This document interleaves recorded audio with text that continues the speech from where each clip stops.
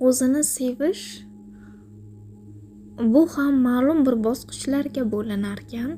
Ya'ni inson to'liq o'zini seva olish holatiga yetib kelgunga qadar bosib o'tish kerak bo'lgan yo'llar bor.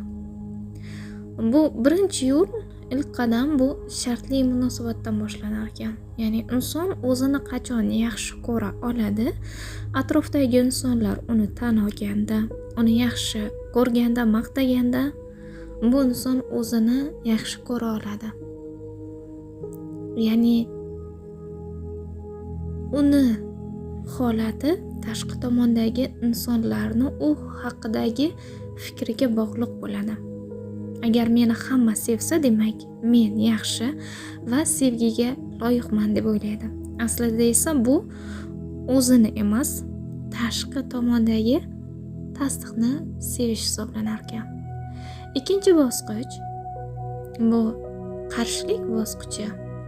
Bu bosqichda endi inson yuqoridagi birinchi bosqichni yashab o'tib, keyin ikkinchi bosqichga yetib kelar ekan. Endi u hamma uchun qulay bo'lishdan voz kechadi va aytadi, bo'ldi, hech kim uchun yashamayman, endi faqat o'zim uchun yashayman deydi. Va bu paytda u o'ziga ruxsat beradi. Baqirgisi kelsa baqirishga, yomon ko'rgisi kelsa yomon ko'rganini aytishga. Ya'ni ichki impuls nimaga yo'naltirsa, ichki hislari o'shani qiladi va buni u o'zini yaxshi ko'rish deb tushunadi. Ya'ni ichki hislari nima xohlasa o'shani u amalga oshirishi, o'zimni yaxshi ko'ryapman deb o'ylaydi. Bu bosqichda inson ozodlikni his qiladi, lekin ongli yo'nalish yo'q. Ya'ni qaramlikdan chiqadi, lekin yetuklik bosqichi emas. Endi bu bosqichni yashab o'tgandan keyin inson 3-bosqichga yuzlashadi. Ya'ni bu inson endi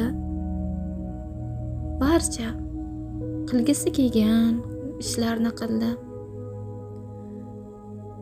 va ichki hislarini ushlab qolmasdan bu hislarni chiqishiga ruxsat berdi. Ana shu narsalar amalga oshgandan keyin u ichki olam bilan yuzlashuv bosqichiga keladi. Bu yerda inson katta haqiqatni anglaydi. Aslida muammo tashqi dunyoda emas, ichida ekanligini.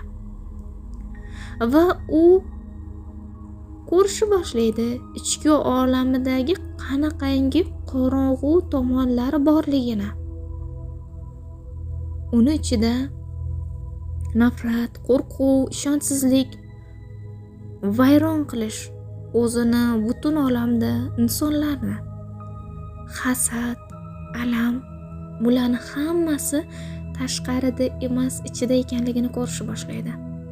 Va shu paytgacha u mana shu hislarni ta'sirida harakatlanganini tushunadi. Va o'zini sevish deganida u mana shu hislar nima desa, ularni aytganini, qilganini tushunib yetishni boshlaydi. Va unda savol paydo bo'ladi, shu paytgacha men kimni sevgandim? Rostdan ham asl o'zinimi yoki ichki hislar nimaga yo'naltirsa ularga ergashib ketganini? Bu bosqichda inson tushunadi, u sevgan narsa niqob bo'lgan, rol bo'lgan, tasdiqlangan versiya bo'lgan. Va bu hushyorlik bosqichi. 4-bosqichda inson ongli o'zini sevish, ya'ni yetuklik bosqichiga keladi. Bu bosqichda u biladi, ya'ni inson tabiatan yaxshilik va yomonlik, oq va qora har doim uni ichida ekanligini, ya'ni ikkalasi ajralmas ekanligini biladi. Va bu bosqichda u o'zini qorong'u tomonlarini inkor etmaydi. Shu bilan birga u qorong'ulik unga nima deb shivirlayotgan bo'lsa, u aytgan yo'ldan ham ketmaydi, lekin unga qarshilik ham ko'rsatmaydi, u bilan kurashmaydi. Inson biladi uni ichida qanaqangi vahshiy hislatlar mavjudligini va bu uni o'ziga bo'lgan bahosiga ta'sir ko'rsatmaydi.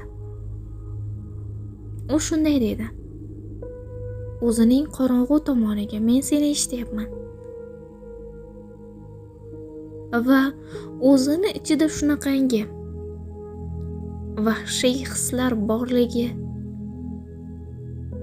uchun ular bilan kurashmaydi, o'zidan nafratlanmaydi va u boricha o'sha hislarni qabul qiladi. U ichida nafrat borligini biladi, lekin u qarorni nafrat orqali qilmaydi. U qo'rquv borligini biladi, lekin yo'lni qo'rquv belgilamaydi. U ishonchsizlik borligini biladi, lekin u boshqaruvni uni qo'liga bermaydi. U bilan kurashmaydi. Uni boricha o'sha holicha yaxshi ko'radi. Bu bosqichda inson bu hislar unda mavjudligini tan oladi va qabul qila oladi va sevadi, lekin yo'nalishni ichki asl menga topshiradi. Bu o'zini tuzatish emas, bu o'zini tashlab ketmaslik. Qorong'u tomoni bilan o'zini yaxshi ko'ra olish. Endi aytingchi, siz qaysi bosqichdasiz hozir?